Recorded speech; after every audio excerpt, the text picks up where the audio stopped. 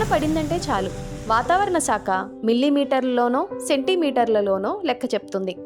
5-6 సెంటీమీటర్లు దాటితే భారీ వాన అని, 12 సెంటీమీటర్లు దాటితే అతి భారీ వర్షమని, అదే 20 సెంటీమీటర్లు దాటితే కుండపోత అని చెప్తుంది.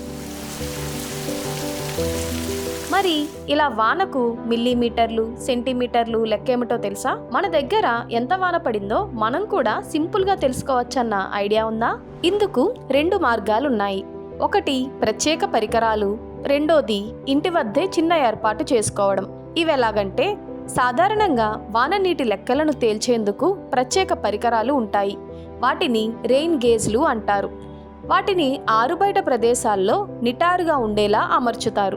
వాటిపై మిల్లీమీటర్లు సెంటీమీటర్ల లెక్కలుంటాయి. వర్షం పడినప్పుడు అందులో చేరే నీటి లెక్కను చూసి ఎంత వాన పడిందో చెప్తారు.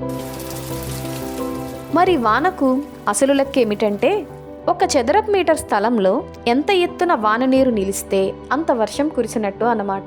ఉదాహరణకు 3 సెంటీమీటర్ల ఎత్తున నీళ్లు నిలిస్తే 3 సెంటీమీటర్ల వాన పడినట్టు. ఇందుకు కొన్ని రూల్స్ ఉన్నాయి. కాంక్రీట్, ప్లాస్టిక్, ఏదైనా లోహంతో చేసినది మరేదైనా సరే ఖచ్చితంగా చదరపు మీటర్ విస్తీర్ణం ఉండాలి. ఎక్కువ తక్కువలు వంపు లేకుండా ఖచ్చితంగా సమతులంగా ఉండాలి. వాన నీరు పడేందుకు ఎలాంటి అడ్డంకి ఉండకూడదు.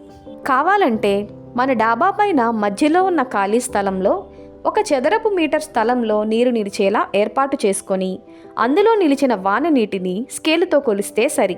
ఎన్ని సెంటీమీటర్ల వాన అన్నది మాత్రమే కాకుండా ఎంత సమయంలో కురిసింది అన్న దాన్ని బట్టి కూడా వర్షం తీవ్రతను అంచనా వేస్తారు. ఉదాహరణకు 1 రోజంతా అంటే 24 గంటల్లో 6 సెంటీమీటర్ల వాన పడితే అది మోస్తరు వర్షం కింద లెక్క. అదే 1-2 గంటల్లోనే 6 సెంటీమీటర్లు పడితే కుంభవృష్టి కురిసినట్టే. ఇలా జరిగితే నీరంతా ఒక్కసారిగా చేరి వరదలొస్తాయి. ప్రమాదాలు జరిగేందుకు ఆస్కారం ఎక్కువగా ఉంటుంది.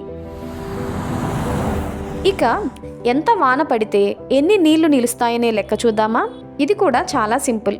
సమతులంగా ఉన్న 1 చదరపు మీటర్ స్థలంలో 1 మిల్లీమీటర్ ఎత్తున నీళ్లు నిలిస్తే అవి ఖచ్చితంగా 1 లీటర్ ఉంటాయి. అంటే సెంటీమీటర్ ఎత్తున నీళ్లు నిలిస్తే 10 లీటర్లు ఉంటాయన్నమాట. క్యూబిక్ మీటర్ స్థలంలో పట్టే నీళ్లు 1000 లీటర్లు అన్నమాట.